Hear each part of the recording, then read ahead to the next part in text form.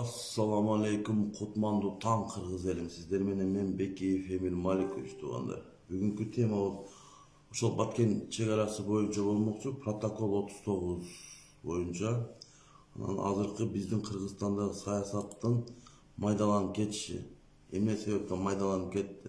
Ача-пача баягы көчөнүн саясаты болуп калды. Ошол боюнча мен сиздерге бүгүн эфир кылып бермекмин туғандар. Эми протокол 39 боюнча айтайын туғандар. Эми баягы биздин Ташиев айтпады эле Карасыдан 100 гектар жерди Өзбекстанга билбей бербеймин деди го. Ошондой эле болуп калды муну кутчу баягы протоколду окубай эле эптеп эле ошо баягы майдагы болгон согушту эптеп апрелдеги болгон согушту эптеп токтотуш керек болуп айласын таппай ошо протоколду кое бергенби деп мен ошентип ойлоп калдым туғандар. Эми туғандар бул Тажикстан Республикасы бизди ушинтип согуш ачып, ок атып, коркутанды ойлоп атат окшойт. Анан биздин мыйзамсыз башчыларыбыздын дагы слабыйлыгын көрүп калды туғандар. Себеби бул Рахман, Иманалы Рахман Тажикстан Республикасынын диктатору туғандар. Бул адам өтө кайтар киши, себеби бир эле мисал алып кетейин. Акаев маалында un чыкпай отурган, Бакиевдин маалында un чыкпай отурган, Атамбаевдин маалында un чыкпай отурган. Анан качан баштады туғандар? Слабый лидерлер келгенден бери булар ошентип өздөрүнүн диктовать этти, өздөрүнүн условиясын. Жээнбековдон башталган. Биринчи жолу Жээнбековдон башталды. Анан булар эки мыйзамсыз келгенде вообще эле мойнуна, эки мыйзамсыз мойнуна минип алды да бул Рахман Иманалыча. Эми сиздерге айтып кетейин туғандар. Биз Кыргызстан Республикасы бир жерден ката кетиргенбиз. Булар баягы Тажикстанда гражданский война, жарандык согуш болуп атканда биз ушу чегара маселесин ошол жерде чечип койсок болмок. Бирок биз андайга барган эмеспиз. Себеби биздин төбөлдөрүбүз мына ошол балда Акаевдин маалында кезиндегилер, булар башка маселе менен алек болушкан. Себеби булар ошо бийлик, мансап, акча менен алек болушкан, ошон үчүн ошол маалда чечилбей калып кеткен. Эми бул кечеги протокол 39 боюнча биздин мыйзамсыздардан талап кылып туруп ошону Кыргыз элине көрсөтүш керек. Мен ошол Ташиевке кайрылып кетем. Ошол протоколду элге жарыяла. Эмне протокол, эмне жөнүндө болгон. Ошол боюнча анан ошол Варух анклавына туғандар. Коридор ачып берем деп атат азыр. Ошол жолду статусун карайбыз деп атат. Бирок мен сизге бир нерсе айткым. Биздин Өзбекстанда биздин анклавыбыз бар. Ким эсинде бар, ким эсинде жок. Андижан областында Барак деген биздин анклавыбыз бар. Өзбекстандын саясаты кандай кылды? Өзбекстандын саясатында ошол Баракта жашаган жарандарыбызды ошол Өзбекстанга өтүп жаткан чегарадан кислородун жапты. Биздин Кыргызстан аргасыз кылып туруп мамлекетти. Биздин башчыларды ошол анклавды Баракты башка жерден жер берип туруп, Кыргызстанга башка жерден жер берип туруп, ошол анклавды бизден алып койду тугандар. Биз деле ошондой саясат жүргүзсөк болот болчу, бирок биз эмнегедир ошол саясатты жүргүзгөнгө эрк жетпей атат. Политический, орустар айткандай, политический воля жетпей атат. Себеби азыркы турган мыйзамсыздардын деңгээли жетпей атат тугандар. Булардын ошол жерде кызыккан жерлери бар. Ошол жерде Ташиевдин бизнеси тугандар. Биз айтып атпайбы, солярка, бензин, мазут деп кечеги Темирлаев айтып чыккан 2 күндө 37 миллион прибыль тапты деген, ошол жерде мына контрабанда, ошол жерде местный мафия, ошол жерде көп роль ойнойт тугандар. Эми чегара маселесин кантип чечебиз деген суроо жаралат тугандар. Чегара маселесин чечиш оңой эле. Бул карапайым элдин балдары чыгат дагы мына эки дөперасты бийликтен кетириш керек. Мындай айтканда, колунан келбей кеткен иштеке. Чегара маселесин чече албай койду. Буларды биз не дейбиз? Ишеништен чыкты да. Ишеништен чыккандан кийин болду. Ишеништен чыккан адам бийликте башчы болуп иштей албайт тугандар. Эми мыйзамсыз болсо да. Мен Кыргыз элинин патриот жигиттерине кечегенде кайрылдым тугандар. Баткенге барыш керек. Ошол жерге баягы Чоркулуктан кирген, Кыргызстанга кирген чегараны пост коюш керек. Анан Варукка кирген жерге пост коюш керек да. Бизде жесткий контроль кылып туруп, ошол 40 миң жаран, Тажикстан жаран жашаган Варукка конкретно коюп туруп, условия мындай контролду. Ошондо Тажикстан Республикасы өзү келет туганда. Өздөрү чөгөлөп келет ошо Варуктагы жолду, оларга жолдун кереги да жок туганда. Бул жерде биздин азыркы мыйзамсыз турган башчылар өздөрү кызыктар ошол жерде ошондой жол беришчи. Себеби туганда бул жерде контрабанда, наркотрафик, международный мафия деп коет бул. Бир эле Кыргызстан эмес, ал жерде Тажикстан, Өзбекстан, Казакстан, Россия, ошол жерде мафия, ошол 5 мамлекеттин мафиясы ошол жерде кызыктар туганда. Бул деген нерсе туганда. Эмнеден ушул нерсе пайда болду? Булар протокол баягы 275 метр боюнча протоколду өздөрү козгой берди дагы. Адахан Кимсанбаевди 2 жума прокуратурага чуркатты. Bir жагынан ушуларга булар ошол биздин саясатты булар карап отурган да туганда.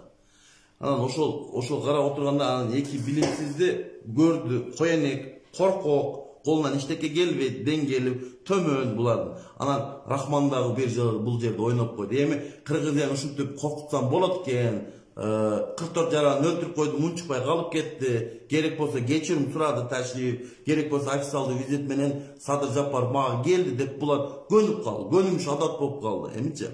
Эми булар ушинтип эле Кыргызды коркутуп канчалаган жерлерибизде эми булар тартып алганга аракет кылат. Бирок Кыргыз эли тугандар, Кыргыз эли, мен сиздерге айтып кетейин. Кыргыз эли ушул малга чейин чөгөлөп келген эмес, бул Тажик элинечи. Бирок мына эки дос Кыргыз элин чөгөлөтүп койду тугандар. Буну да моюнга алышыбыз керек. Бирок ушул деңгээлге жеткизген элди да күнү тугандар. Мына колуңар менен чаап жүрүп ушул акыбалга келтирдиңер тугандар. Ушу мен айтканмын, 1,5 жыл мурун айткам туган. Булар болбойт тугандар. Булардын билими дагы, тажрыйбасы дагы, акылы дагы жетпейт деп айтканмын. Бул мен Ташиевди айтып кеткеним эмнеде? Бул Ташиев илгертен бул коррупционер тугандар. Бул ошо Бакиевдин малында МЧС'де иштеп жүргөндө буга иш козголгон. Эсиңиздерде барбы? Карамыкта баягы чоң алайда жер титереп канчаладан үйлөр курап кону, ошол үйлөрдү куруп берем деп МЧСке акча бөлүнгөн. Ошол жерде элдер үйсүз калса, ошолордун ырыскысын жеп Ташиевге иш козголгон. Ким эсинде бар? Мына туганда, чындыкты айтсаң чычалашат. Чычалабагыла туганда. Мени жаман көрбөгүлө. Мен болгон окуяны тарыхта айтып коюп атам бул жерде. Менде өзүм кошуп сүйлөгөн сөзүм жок бул жерде тугандар. Менин бир эле нерсе күйдүргөн нерсеси тугандар. Ошо Ташиев мисалы 2012-жылы Ак үйдү басып алам деп, Садыр Жапаров талантмау Ак үйдү кашасын аттап, шымдарды жыртып, түрмөгө түшүп 1,5 жылда отуруп тугандар. Az келген жыл Атамбаевга кат жазып, псих больницага учетко туруп, Ташиев түрмөдөн ошентип чыккан тугандар. Ким эсинде бар? Ошону мен дагы бир сыйра эскертип кетейин тугандар. Анан экинчиден кечегиндеги окуялар тугандар.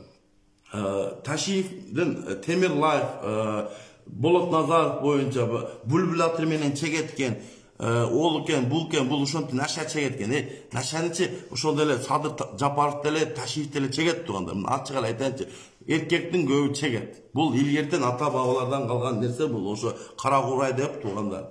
Ал нерсе илгери ошол Россия империясы келгиче ошол илгери Кокон хандыгы болгон да. Ошол малда бизде уруксат берилген. Наша ошол малдарда наша чегип, ошо кара курайды чегип жүрүшкөн. Биздин бул ата бабалардан калган, бул мындай айтканда мурат болуп калып кеткен. Кийин мындай айтканда СССР мамлекети курулгандан кийин ошол малда ошо запрет болуп калат, ошо урайчы тугандар. Ачык эле айтыш керек нерсе. Эми ошол биздин акындарды булар кугунтук кылып, кыздарыбыздын төшөгүн пайлап, тешигин пайлап видеолорго тарткандыгы ошол манайды Кыргыз oyun ошол чегара маселесине өткөзүп булар может өздөрү сурангандыр тугандар. Ошол Рахман, Иманалы Рахмандан өздөрү суранышы мүмкүн, диктатордан. Ушинтип кичине войнушка ачып коелу, бул деп туруп ушинтип азыр анан ушул проблеманы протокол 39 менен анан проблеманы чечип коебуз деп. Ошол жерде булардын өзүнүн кызык жерлери дагы бар тугандар.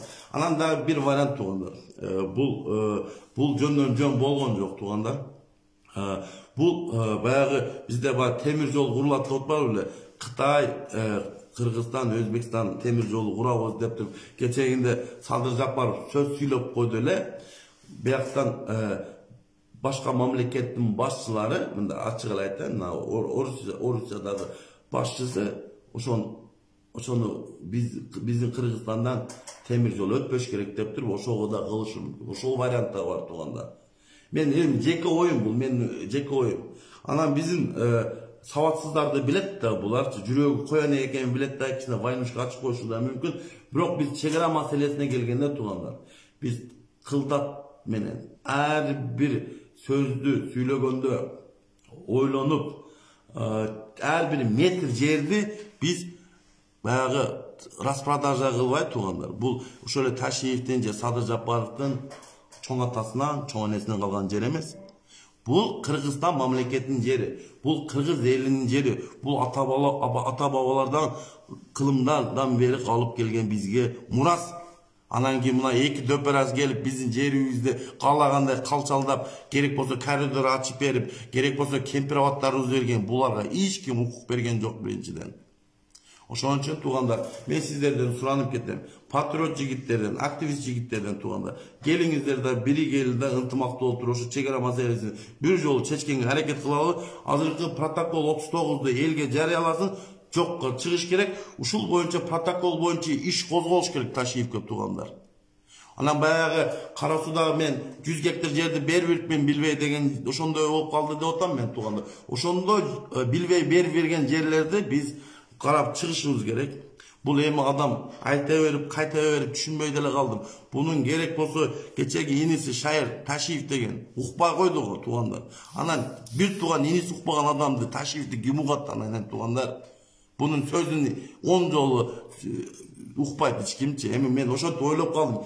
Если иниси укпагандан кийин, значит бул кишинин кыргыз саясатында орду жок деп ойлойм. Себеби мындай деңгээлде иштеген адам Кыргызстанды туңгуюктан алып чыкпай эле кайта экинчи туңгуюкка алып түшүп коюшу мүмкүн тугандар.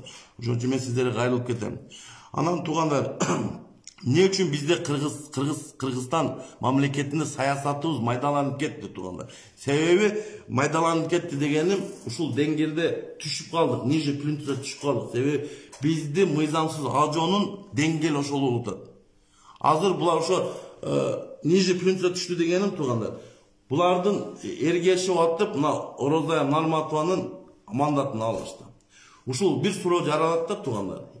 Кыргызстанда 6,5 миллион элди башкарган адамдын деңгээли ошо Орозай Нарматовага чейин түшсө тугандар, значит биздин саясат майдаланды, вообще майдаланып кетти. Мындай айтканда көчөнүн саясаты болуп калды. Ошон үчүн биз саясатты биз өз жогору саясатка чыгарышыбыз керек кайта. Ошол чыгарыш үчүн бизге тажрыйбалуу, инсаптуу, билимдүү, сабаттуу адамдар келсе, биздин саясатыбыз көтөрүлөт. Анан ушинтип Орозай Нарматованын деңгээлине түшпөйт. Себеби кыз балага эргеши ошонун мандатын алып, булар сүйүнүп отурат тугандар. Мына Орозай Нарматовандан мандатты алдык, ишти козгодук депчи. Ошо деңгээлге түшпөшүбүз керек. Эми биз азыр мындай болуп калды да, ар бир нерселерге мурдуларын тыгып, эми баягы төшөк маселесине келгенде деле баягы ошол деңгээлге түшүп атпайбызбы? Эми скрытый камераларды коюп, ким менен жатып атканын, ошол деңгээлге түшпөшүбүз керек. Мамлекет деңгээл бул башка деңгээл тугандар. Анан мен сиздерге айтып кетейин тугандар. Эмне болот? Эмне менен аяктайт биздин саясат? Азыр биздеги карапайым элдин баласы деле саясатка кирип кетти, кемпири деле кирип кетти, чалы деле кирип кетти, баардыгы кирип кетти да тугандар. Ушул нерсеге апарбаш керек болчу. Элди саясатка киргизбеш керек болчу. Эл өз тиричилигин кылып, элдин продуктасы арзан болуш керек эле, тиричилиги арзаныраак болуш керек эле, ГСМ арзан болуш керек эле, бирок ошол деңгээлге түшүрүп койдук тугандар. Эми бул деңгээлден көтөрүш үчүн эмне кылыш керек? Бизге татыктуу, тажрыйбалуу, билимдүү, сабаттуу инсан келип президент болуп берсе, биздин саясатыбыз көтөрүлөт. Ача-пача деген саясаттан көтөрүлүп кетебиз. Унутабыз ошо мына ниже плинтусга түшкөн саясатыбыздан тугандар. Ошон үчүн туугандар, эми булардын саясаты ушу менен бүтөт, эки достун саясаты. Булар мындай айтканда хромая утка туугандар. Хромая утка дегеним туугандар, булар бизде эмне үчүн мен хромая утка? Бул эки достун бийлиги кош бийлик болуп калды. Кыргызстанда кош бийликтин тагдыры аягы эмне менен бүткөн? Мына мисалы бир эле мисал Жээнбеков Атамбаев. Ошол эле биздин жаныбызда жашаган соседибиз Казакстанда эмне менен бүттү? Токаев, Назарбаевдин бийлиги, кош бийликтер. Мына өзүңүздөр мындай көрүп турасыңыздар. Эмне менен аяктагынын көрүп турасыздар. Канча деген адамдар өлүп кетти Казакстанда. Кыргызстанда эмне болду? Кыргызстандагы канча деген саясатчылар садага чабылып кетти. Ошол Жээнбеков менен Атамбаевдин ортосундагы мына кош бийликтин айынан туугандар. Ошон үчүн илгертен бизде тарыхта жазылган туугандар. Кош бийлик Кыргызга жарабайт деп.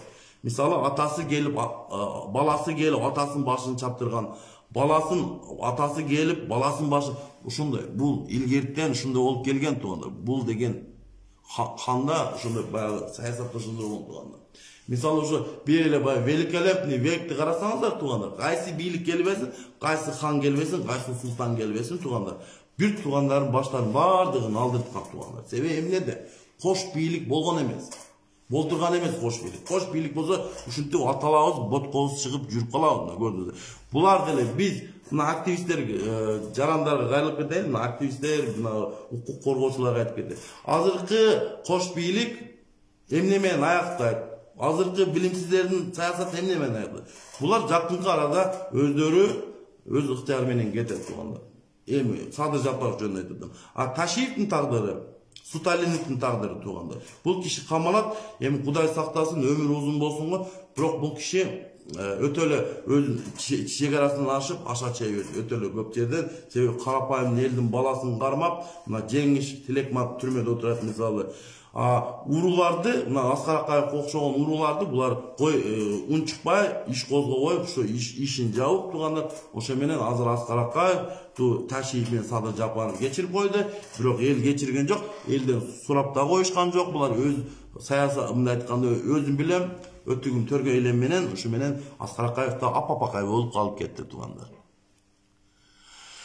Туугандар, эми кийинки 7-чи президент тандаганда, 7-чи президент тандаган.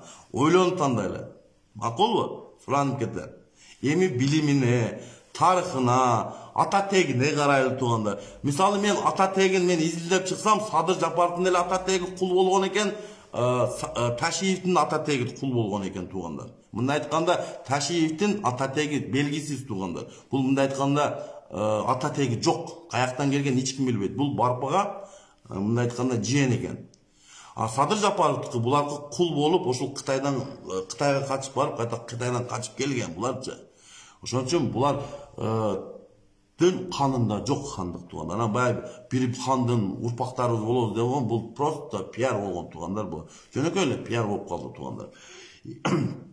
Эми биз кыргыз элин биригип туруп, ошол Баккен жергесине барып туруп, ошол көк таш, ошол баягы Варукка бере турган жол барга, ошол жерге барышыбыз керек дагы. Ошол жерде ким военный службадан өткөн жарандар болсо, өз ыктыяры менен ошол жерге постторду коюп, мыйзам чегинде, ошо кирип чыккан тажик жарандарын текшерип, кайта чыгарып, ошол эки жерге пост коюлуш керек. Баягы Варуктун кирип келишине, анан Чокрукка кирип кеткан чегарада ошол жерге баягы пересечение. Себеби анклав бул Кыргызстанда bir 3-кө жакын анклав бар туугандар. Өзбекстандын Сох деген анклавы, Шахмардан, анан мына Тажикстандын ушул Варух деген анклавы. Буну кантип чечсек болот? Буну мындай чет өлчөп биргесип, мындай айтканда ойлонуп, өзүбүздүн саясатыбызды жүргүзүшүбүз керек. Себеби булар биздин Кыргызстандын ичибиздеги анклавдар. Биз берди условияны биз коюшубуз керек туугандар. Тажик эмес, мына биз коюшубуз керек. А биз наоборот Тажикке чөгөлөп барып, кечирим сурап, керек болсо 44 жараныбызды садага чабып бербедикпи, тура? Ошол 44 жараныбыз боюнча да эч ким жооп бербейт. Бир чиновник жооп бере элек туугандарым. Ким жооп берди 44 жаран боюнча? Hiç kim жооп берген. Ошол күйгөн үйлөргө ким жооп берди? Hiç kim жооп берген. Ошол үйдөгү буюмдарды урдап чыккан мал, сөк, машина сашыналарга ким бирөө жооп берди? Жок. Hiç kim жооп берген жок туугандар. Кече деле ошол эле окуя кече деле болду. Ошол жерде үйлөр өрттөндү, үйдөгүлөрдүн урдап, буюмдарын урдап чыгып кетти. Ошого бирөө жооп берди? Жооп бербейт туугандар. Эмне үчүн?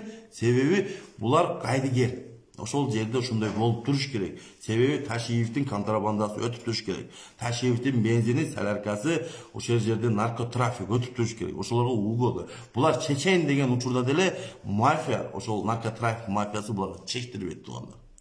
Булар чечиш үчүн ошол мафиянын деңгээлине чыгыш керек. А булар слабый. Рахман, Иманалы Рахман диктатор, Тажикстан Республикасынын диктатору деле сезет. Булар слабый экенин сезип туруп, атайын ушундай кылып атат.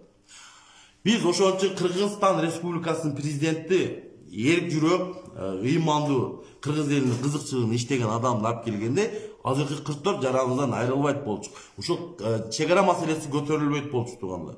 Чегара маселеси вообще көтөрүлбөйт болчу. Эмне үчүн ушулар келгенде ушул нерселер болуп атат? Ошол суроону өзүңүздөр берип кеттиңиздер. Себеби биздин саясатыбыз деңгээли түшүп кетти. Ача-пача көчөнүн саясаты болуп калды туугандар. Gelingizler madaniyatты көтөрөлү дагы, саясатыбыздын деңгээлин көтөрөлү дагы, анан мына мелочь ниже плинтуса түшпөйлү. Бизде бир мындай уровеньдер бар да туугандар. Мамлекет деңгээлде саясат жүргүзүш керек. Мамлекеттин башчылары, мыйзамсыз болсо да. Региондук саясатты жүргүзүш керек. Ошол деңгээлдеги саясатты мисалы. Анан айыл саясатын жүргүзүш керек. Ошол деңгээлдеги шаардын саясатын өзүнчө жүргүзүш керек. Ошол деңгээлге түшүп кетип, эми булар элге уят болуп атат. Азыркы бизге окшогон активисттер, блогерлер азыркы мыйзамсыздарды чумоосун чыгарып, уят кылып, ордуна коюп коет туугандар. Ошон үчүн ушул деңгээлге түшпөш керек болчу.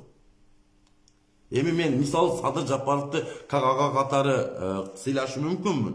Бирок мен президент катары мен буну сыйлай албайм туугандар. Себеби эмнеде? Бул киши келгенден бери жут болду. Анан бир жагынан мен бул кишини президент катары тааныган эмесмин. Буну тааныш үчүн туугандар бул түрмөдөн качып чыкпаш керек эле туугандар. Түрмөдөн качып чыгып бийликти басып алды. Бул жерде ушул боюнча да иш козголуш керек туугандар. Азыркы бийликти басып алгандар азыр жогорку жакта отурат туугандар. Мен кече Садыр Жапаровго кайрылганын айттым эле. Садыр Жапаров, мынау кагазды аласыз деп, мындай А форматта кагазды аласыз деген Садыр Жапаров. Өз ыктары менен мен милдетим аткара алгандыктан, кыргыз элинин кызыкчылыгын ойлобогондуктан, кыргыз элин көп алдагандыктан мени кечирип койгула, мен ишимен кетейин десеңиз туугандар. Кыргыз эли баянда айтканда карапайым эл туугандар. Кечиримдүү. Мына керек болсо көбүн кечирип жүрбөдүкпү, туурабы? Кустурган акчаларды бирөөлөрдүн чөнтөгүнө берип, чөнтөгүнө кетип Дубайлардан үй албагыла деп туурабы? Ошондой болду да туугандар. Эми кыргыз элиме аманчылык, тынчылык каалайм дагы туугандарым. Ар бир жараныбыз патриот болуш керек туугандар. Чегара маселеси боюнча ар бир 6,5 миллион эл бул өз сөзүн айтыш керек дагы. Ошол жерде чегаранын маселесин чечели дагы. Тажик Республикасы эмне үчүн бизге ушундай мамиле жасап атканын билишибиз керек дагы. Ошонун жыйынтыгын чыгартып, анализди коюп туруп, кийинки муундарга тапшырып коюшубуз керек. Бул мамлекет менен достоштук болбой, же достошуу деген нерсени жокко чыгарышыбыз керек да, границаны жабышыбыз керек дагы, согушса согушуп, бере турган жообун берип, ошондо гана бул Тажик Республикасын биз ордуна коебуз туугандар. Бул жерде Тажик эли менен, бул жерде ошол мыйзамсыз мындай айтканда 30 жылдан бери Тажик Республикасынын канын ичип келген диктатор Рахман жөнүндө сөз болуп атат туугандар. Тажик эли жакшы эл туугандар.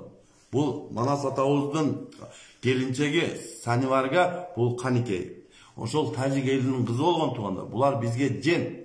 Биз буларга жен болуп кетебиз туугандар. Булар Тажик эли бизге тага болуп кетет. Эми тарых боюнча туугандар. Мен ошону айтып кетейин. Тажик эли жакшы эл туугандар. Бирок ошолордун башчысы турган диктатор Иманалы Рахман өз бийлигин бекемдеп, ошол жерден баласын мураска калтырып, ошол жерге президент кылып кетем деген саясатынан ушул нерселерди уюштуруп, элдин башын айландырып, ушинтип жүрөт, саясатын жүргүзүп атат. Бирок Уақыт менен мен ушу тажик элине кайрылып кетет элем. На русском буду сейчас вести. Уважаемые друзья и братья таджики, я к вам обращаюсь. Наши легитимные правители и ваши нелегитимные правители сейчас необоснованные, вот сейчас друг другом, например, вот по поводу границы, там сейчас решает вопрос и нападает на нас ваши правители легитимные. Иманал Рахман, вот я сейчас еще раз вот этому президенту обращаюсь. Перестаньте вот это делать. Если вы против народа Кыргызстана, скажите сразу так. Если вы против нашего легитимного правительства, вы сами с ним разберитесь. Не надо здесь границу вот, по поводу этого границам людей там жертвовать. Уважаемые друзья таджики, еще раз говорю, мы кыргызы и таджики были братьями веками. Давайте будем дружить и решить вопрос, пограничные вопросы мирным путем. Не надо нападать нашим селам, нашим деревням. Там жертва, знаем, в прошлый раз было около 44 человека. Просто 44 человека жертва была, убили ваши войска. И я не говорю, это народ Таджикистана. Это рука президента Иманала Рахмана. Я еще раз говорю. Но когда-нибудь Иманал Рахман будет по закону отвечать по поводу этого. И наши легитимные правители тоже будут отвечать по поводу вот это 44 человека жертв. Уважаемые друзья, еще раз обращаюсь. Будьте людьми. Наши предки дружили, и мы с вами будем дружить. Но пограничные вопросы решать мирным путем. Если не будем мирным путем решить вопрос, пограничный вопрос, очень много жертв будет. Мы тоже не хотим с вами воевать. Мы, народ Кыргызстана и народ Таджикистана, должны мир прийти и решить вопрос. И если наши правители ошибку делают, надо исправлять. Это каким путем? Президент Таджикистана это нелегитимный. Уже 30 лет стоит в своем месте. И страдает народ Таджикистана. Решите вопрос. Народ Таджикистана должен решить свою политику, внутреннюю политику сами. Мы решим, легитимны наши правители, мы решим вопрос. Потому что народ это и есть власть. Давайте поднимемся, решим. И вот это, можно сказать, дружные отношения останутся, как соседи. А внутренней политики надо решать. Каким путем? Не было, но надо решать. Если у них не догоняет голова или не работает голова у них, ну, объяснять надо по-другому, значит. Если не поймет, значит, придется отставку уйти. И наши правители, и ваши правительства должны уйти в отставку. Вот. Спасибо, друзья. Эми кыргызча отойын туғандар, мен сіздерге дағы қайрылып кетейін, келіңіздер. Шекара маселесін шеше албай кетіш керек. Болды. Мен ошоны қалаймын. Мына Ташиевка отставка, Садыр Жапаровка отставка туғандар. Әрбір жараңа қайрылып кетейін туғандарым. Болбойт. Бұл президент мыйзамсыз болбойт. Кетіш керек. Мен ошо менен өзім чечимин чыгардым. Мен себеби бул мыйзамсыздар дагы көп отурса, биз убакыттан алдырып коюп атабыз туганда. Мен айтып кеткенде Садыр Жапаров мен сөзүм жетсе керек, Ташиевке да жетсе керек. Акылыңар болсо, иманыңар болсо кетип калыңыздар, сизден сураныш. Эми орусча сүйлөгөнүм тугандар. Эми орусчаны мен Садыр аға менен Ташиевтен караганда деңгээлим кичине башкачараак. Эми ошо болушунча Садыр абаңарды эле планшеттен окуп атпайбы, туура. Бирок мен планшетсиз эле мындай өзүм оюмда сөзүм айтып атам тугандар. Орусчанын кичине жетишпейт да, капа болобуздар тугандар. Саламатталыңыздар, дагы эфирге киргиче сиздер менен мен Бекиев Эмиль Маликович аманчылыкта, тынчылыкта көрүшөлү тугандар.